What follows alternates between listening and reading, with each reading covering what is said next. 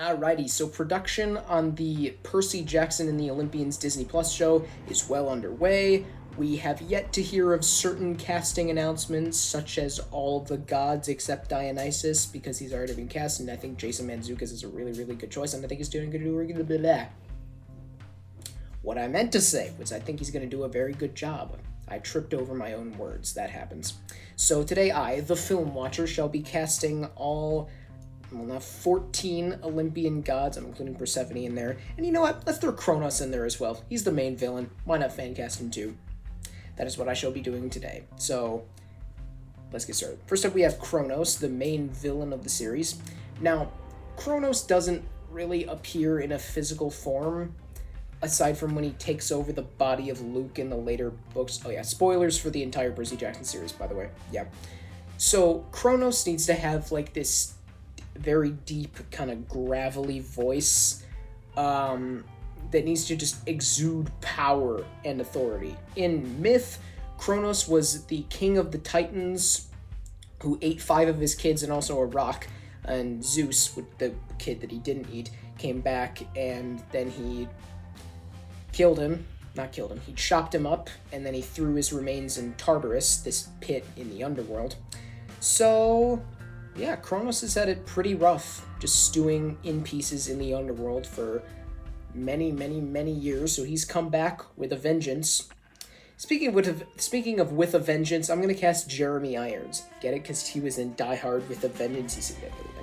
Jeremy Irons has a really, really great speaking voice, and as he's like kind of gotten older, it's kind of gotten a little bit more of that kind of husk to it, a bit of a deeper, gravelly tone. It was plenty deep when he did The Lion King, and that was almost 30 years ago. So, man, that movie's almost 30 years old. Wow. So, yeah, I think he's got everything it takes to play voice Kronos. Now let's move on to the actual gods. The first god that we see in Percy Jackson that isn't Dionysus, who again, already been cast, is Ares. Now, Ares in the books is kind of, in just general, very similar to how he's depicted in myth. He's pig-headed, he's arrogant, he likes to stir up violence, but he's also kind of a coward, and like at one point later in the book, Percy like cuts his leg and he just gets really angry. So he also gets really angry, he's prone to rage, he is the god of war, he's an instigator, some might say. But yeah, so, and in the books, Ares is portrayed as like this giant hulking biker looking dude who I believe it's described exactly in the books he would make pro wrestlers run for mommy. I don't know, something like that. So I figure you want someone who can portray the intensity of Ares, the anger, but also the kind of that smirkiness that he just likes to cause trouble, and like he is very brash, very arrogant, very rude. So you need to get someone who can play all of that, and I think the right man for the job is Dave Bautista. Now, Dave Bautista he's done quite a bit in his acting career in the past like 10 years. Specifically, Drax in the first Guardians of the Galaxy. That's what I'm kind of looking for here. He has the intensity, he has the rage of Ares, and I feel like he could kind of play up that arrogance, as Drax in the first Guardians at least is a pretty brash fellow, because he calls an entire army to a place where he is and tries to fight all of them and gets taken out by the one guy. So yeah, I could see him doing this. And on top of that, Dave Bautista was a pro wrestler, so that works, and he looks like any art of Ares that I've seen done at least looks like Dave Bautista. I could see him fitting into this really well. Slap a pair of sunglasses on him and a leather jacket and plop him on a motorcycle. Boom. You got Ares. You're done. So, yeah. Dave Bautista is my choice for Ares. And then the next god we see is Hades, who throughout like a good portion of the Lightning Thief is made out to be the villain. Like everybody thinks he's the guy who stole Zeus's lightning bolt, which turns out to be incorrect. So the thing with Hades is kind of because he lives in the underworld and because he is a very cantankerous fella, people, and specifically the gods, mostly just assume that he's always up to no good. And yeah, he's a flawed individual. He's not the best of people, but he's not like evil. Like he can be antagonistic, but he's not an actual antagonist. So I think we need an actor who can just kind of strike that balance, but also kind of play into a little bit of the villainy of Hades, because, I mean, he does reside over the underworld, and he should look menacing, he should sound menacing, and he should be menacing. He's just not actually a real villain. Like, he doesn't actually do anything bad in this book. He keeps Percy's mom hostage, so he does some kind of villainous things, but he's just kind of a grumpy dude who is pretty mean sometimes. So we need someone who can act kind of over the top, but also be able to portray a bit of the complexities, especially when you get into like book 3 and the introduction of certain characters. Yeah. So I think the right choice for that is Ben Mendelsohn. Now, Ben Mendelsohn, I think the first thing I saw him in was Rogue One, and he just portrays such a good villain in Krennic. He was so hateable. Like, every time he came on screen, I was like, man, I wish this guy would die already. And then I realized later in life that, oh, it was actually a good thing. That meant he was a good villain. And he was. He went on to appear, well, he appeared in The Dark Knight Rises as a villain that was not good. A very badly written character and a very boring one. But his performance actually kind of elevated that really dumb character. Yeah, and then he went on to appear in Captain Marvel as Talos, I don't know, as a character who is initially depicted as a villain, but isn't actually a villain when you get down to it. And that's kind of what Hades is in this book. So yeah, I think Ben Mendelsohn would be a good choice here. And then the next two gods we see are Zeus and Poseidon, the brothers of Hades. So, in the first Percy Jackson movie, I think Sean Bean played Zeus, and he was by far the best casting that they had. He was excellent in that role, and shockingly, for a character that Sean Bean played, he didn't die. I mean, he's a god, he can't really die, so yeah. Zeus in Greek myth is not that great of a dude. I mean, as a hero initially, because he unseats Kronos, but then he just becomes ruler himself and does a lot of really bad stuff. He cheats on his wife, who is also his sister, and he just goes around sleeping with everything in his path, in his sights, fathering children left and right and front and back and in other places. I'm gonna stop talking about this, but yeah, Zeus he's not the most morally great of people, but he does have to have those qualities of a strong leader who is mature and he kind of wise at points, but he is also a little bit arrogant, a little bit headstrong, and just very serious, if you know what I mean. He has to be hardened. I want a hardened Zeus here. Ironically, I think a person who would have been really good to play this Percy Jackson version of Zeus is Russell Crowe. But as we see in Thor: Love and Thunder, he should not play any version of Zeus anymore because he already played a version of Zeus and it was not that good. I like the idea, but it was just not funny. I don't know why he did an over-the-top Italian accent. I have no idea, but either way, I think a good choice to play Zeus here is Idris Elba.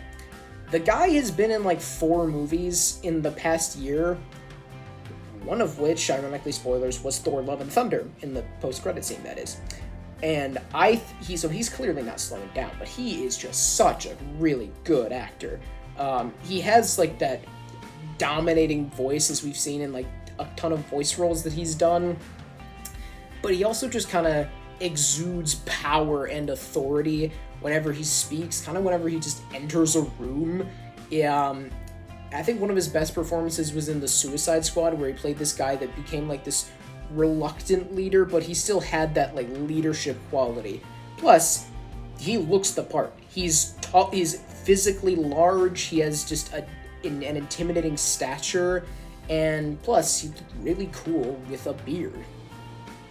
Boom. Those are all the qualities you need to play Zeus. Idris Elba. Moving on. Then we have his brother Poseidon, who is Percy's father. Now, Poseidon, in the books, it's kind of difficult to portray him, because on the one hand, he does leave Percy's mom before Percy is born, but when he's first introduced to Percy, he's still there for him. But he knows about his existence for like all of his life and doesn't really make it clear that he's his dad. So yeah, it's kind of a difficult balance to strike when you're talking about Poseidon, because on the one hand, some of his actions that we kind of see off screen or are told about make him seem kind of unlikable, but when he's actually talking to Percy, he's actually a very good father figure. I really like the scene in the first book when they kind of first meet, and I also really like the scene in book 4 when Poseidon goes to his birthday party. So yeah, Poseidon has to be like, maybe he has a bit of regret, but he also kind of maybe exudes a little bit of power, not as much as Zeus, but he has a bit more laid back of an energy to him. So I think that a really good choice for Poseidon is Luke Evans. I've seen this casting before. It's a common one, but I think it works because Luke Evans just has such a great energy to him. He has this wisdom about him where it feels like it's possible he may have some regrets in the past, but you know, he's trying to do a good job. I think he could portray that like father figure, an actual father to Percy. I think he could portray the laid-back energy of Poseidon, while also exuding some power and still being godly, godlike. So yeah, I think Luke Evans would do a really good job as Poseidon. And then we have Hermes going into the second book here. And Hermes is another kind of difficult one because he also has some regrets in relation to one of his kids, that being Luke, who is kind of the main villain of the series. But still, it's clear that Hermes doesn't show up that much, but in the one scene that he does, the first scene that he shows up in, it's clear that he has some regrets relating to Luke because of how Luke ended up turning out. But it's clear, like, he's trying to help a lot of people. I like the aging version of Hermes where he's gained a lot of wisdom. He's not just a trickster or prankster anymore. Well, he is kind of, but he's also he's trying to help. He's trying to help travelers who seem lost and are trying to find their way. And I really like that aspect of Hermes in these books. So I went with Rob Lowe because, man, Rob Lowe's a great actor. I recently started watching The West Wing, and he just has kind of the snarky energy that we'd still need for Hermes. He is still the trickster god, so you need to have a little bit of that mischievous energy to him. So I also think you do a good job at the aging side of Hermes. I mean, for one, Rob Lowe is almost 60 years old. He looks great. I don't know what it is. He's just great. He has that somewhat paternal energy to him, as we saw in stuff like Parks and Recreation, in which he gave a fabulous performance. And I could see him trying to help out Percy, trying to send him on his way, and other weary travelers who are trying to find out what they're doing, stuff like that. And again, looks the part, certainly. So I think that Rob Lowe would be an excellent Hermes. And then we move into the Titan's Curse, in which there are 4 different gods introduced, and all of their names start with A. It's Artemis, Apollo, Athena, and Aphrodite. I think in that order. I could be wrong. I'm probably wrong.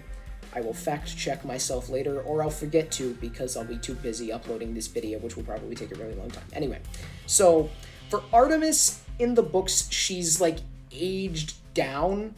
She presents herself as like, I believe in the books it's like a 13-year-old girl, but the actress still has to be really strong. She has to exude wisdom at this young appearing age. So she has to have a great respect for the hunt, for her craft, she is the goddess of the hunt. She has to be a leader and lead this group of huntresses with her. So I think that a good choice to play this role is Daphne Keane. Now, by the time we get to Titan's Curse in this show, Daphne Keane will probably be around like 20, maybe?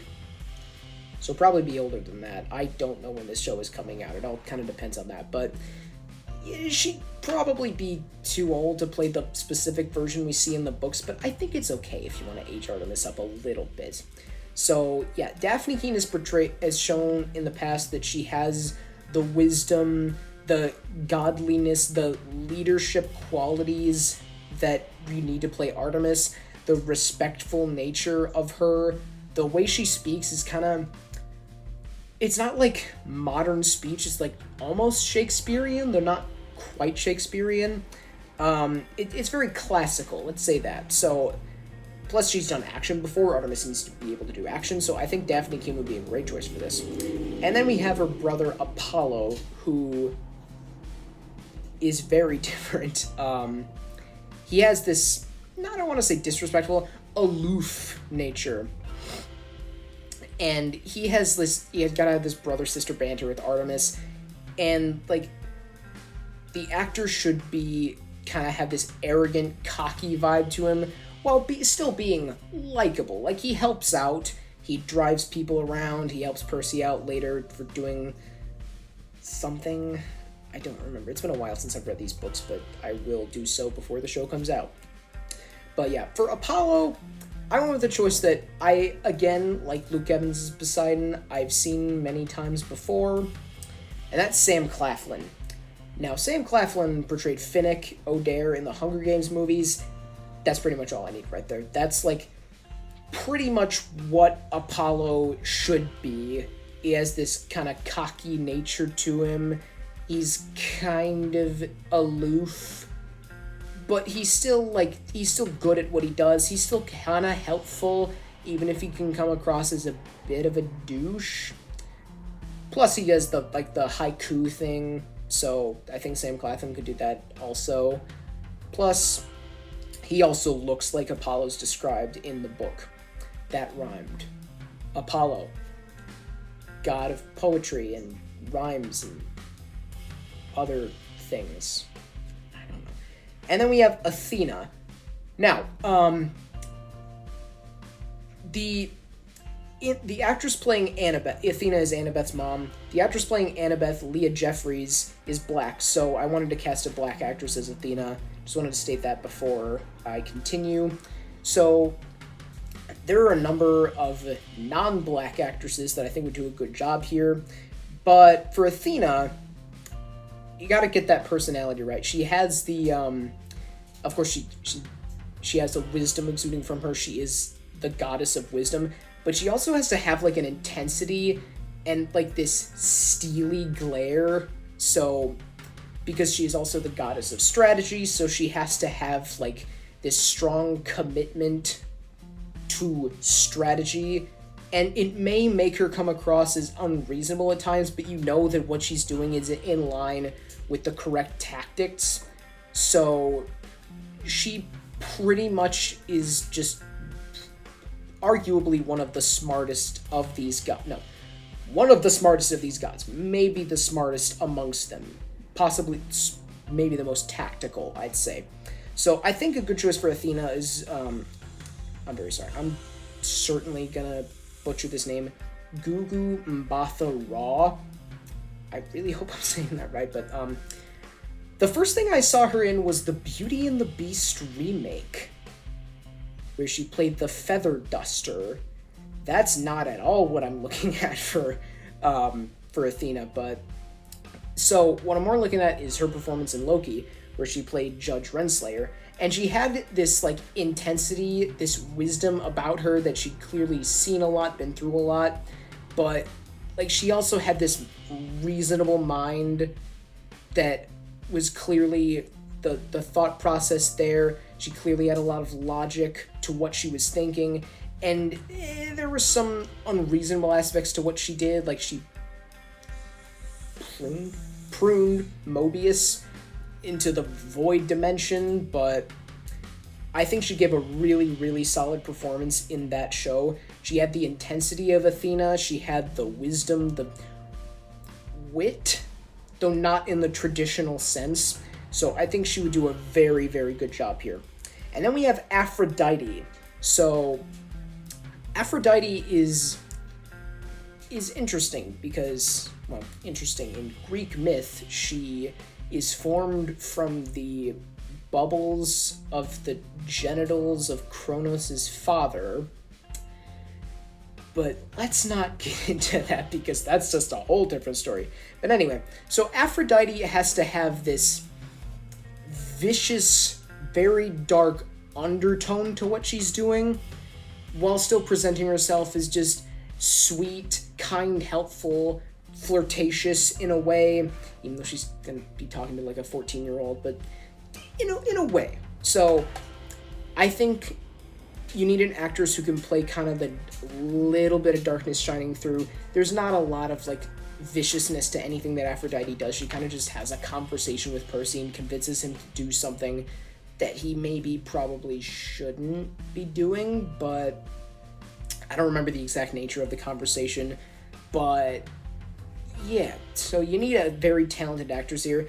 I think the right choice is Amanda Seyfried, who has, like, when you're talking just like typical Aphrodite, the sweet, helpful, flirtatious vibe to her, you get a little bit of that in like Mean Girls, as well as like Mank even with Amanda Seyfried, but you also get like this kind of dark edge to her where she clearly has other motives. She's kind of even more vicious than people like Ares, which makes her quite dangerous because Ares is already a deeply brutal person, and we kind of saw that from Amanda Seyfried in Things Heard and Seen, which, don't get me wrong, is a very bad movie, but she was actually pretty good in it. So yeah, I think Amanda Seyfried would just kill it here. Then we have Hera, moving on to Battle of the Labyrinth here. Hera is another one that initially presents herself as kind of sweet and helpful, maternal, but she kind of gets a lot more manipulative when Annabeth kind of questions what she's doing. So she has to just kind of become, I don't want to say evil, but just a lot more manipulative and vicious as her appearance goes along, you know what I mean? So I think Hera, she's just got to have an edge to her, while also initially seeming like this nice, happy person. So we don't get a ton of her, but you got to have all of that. I think the right person to do this is Kristen Chenoweth. Now, okay, because I'm casting Kristen Chenoweth, this should not be a musical. There is already a Percy Jackson musical. I know Kristen Chenoweth can sing. I'm kind of just trying to convince myself here that this shouldn't be a musical, even though it should, but anyway. I think Kristen Chenoweth has that like perfect balance of kind of like very sweet, very maternal-ish, while also having like this just super vicious, manipulative, vengeful side to her. Like, I'm not super familiar with Wicked yet. More on that later maybe, but in the her initial character in that seems just very sweet and happy and just nice to everybody, but she clearly has like other motives as to what's going on. And like in the later years of her career, like in stuff like Descendants even and Hairspray Live, she's played outright villainous roles, and I think she could have some fun just kind of hamming it up as Hera and just enjoying herself. It's not a huge aspect of the story, but Hera's vengeful, her point of view towards, I was just thinking the word Eponine. I don't know why. Oh, because it's written on this piece of paper. That's why. Towards Annabeth, that kind of has to be like a small recurring element. So I think Kristen Chenoweth would do a really good job with that. And then we have Hephaestus. Now, this is an easy one for me, personally. So Hephaestus is the god of the forge. He's kind of reclusive. He just kind of lives in this labyrinth working on his metal stuff. He's a bit grumpy, but he's also helpful.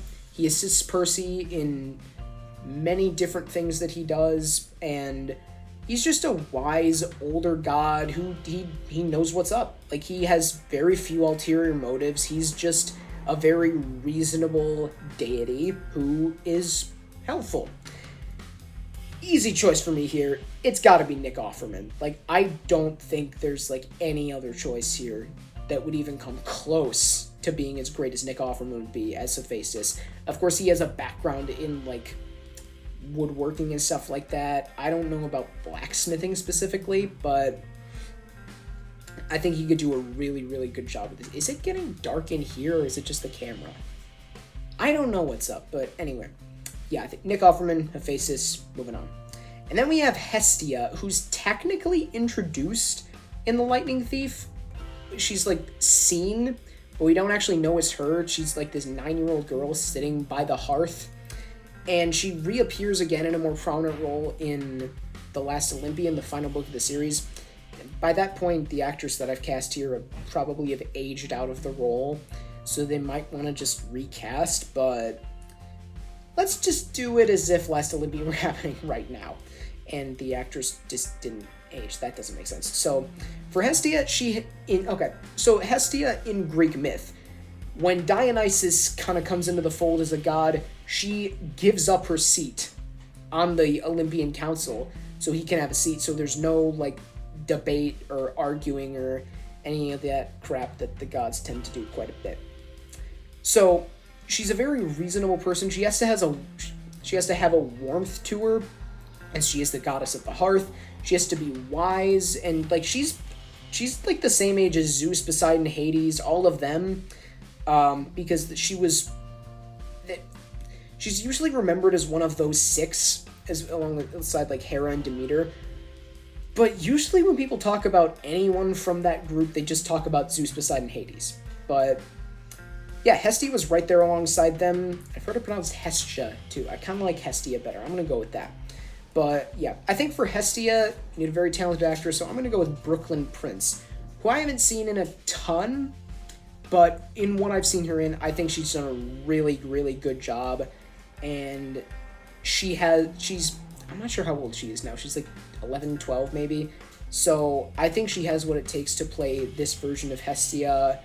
I think she could have the kind of that wise nature when talking to Percy, the reasonableness, the warmth, and I think she would do a really good job with this.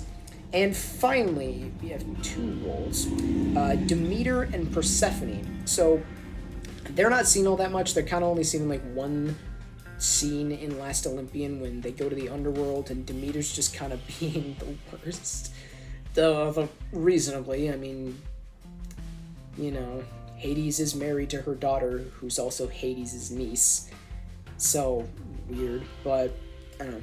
So Demeter in the book is kind of just this overbearing mother figure who's just kind of judging lots of things that Hades and Persephone say. Persephone's just like, ugh, mom. But yeah, and I think someone who do a really good job with this is Jamie Lee Curtis, who, like, in the Freaky Friday from about 20 years ago, she played a very, very similar role to that, as just kind of being a bit of an overbearing mom who kind of takes some things too far, even though she's kind of being... It's getting really dark in here. Continuing with what I was saying. She's just getting, like... She can see that she's being reasonable, but she's also being a little bit unreasonable at points. But you can kind of see where she's coming from. That's where I think Demeter would do well. And then for her daughter Persephone, she has to have this wisdom to her. Like, she's clearly a helpful goddess. She's not like an Olympian goddess, but she's technically a demigod. She's like minor god. That's it. Yeah. So Persephone has to have like the intelligence, the wisdom, but she also has to be like, Mom, get over it. I had a couple of choices here. And my initial one was Annie Murphy, but I'm just going to go full meta and cast Lindsay Lohan, who played Jamie Lee Curtis's daughter in Freaky Friday from 2003. So, it'd be I don't know, I'm not usually a fan of doing stuff like this, but it's a very small scene, and I think Lindsay Lohan would work well in the part. She's about 35, has experience acting with Jamie Lee Curtis, so yeah, I think those two would do a very good job together. So, that is my fan casting for the gods in the Percy Jackson and the Olympians show. I better close this out pretty soon because it's just going to be pitch black in here pretty soon. So, thank you all for watching. Comment your own casting down below if you care to, and keep calm and watch on.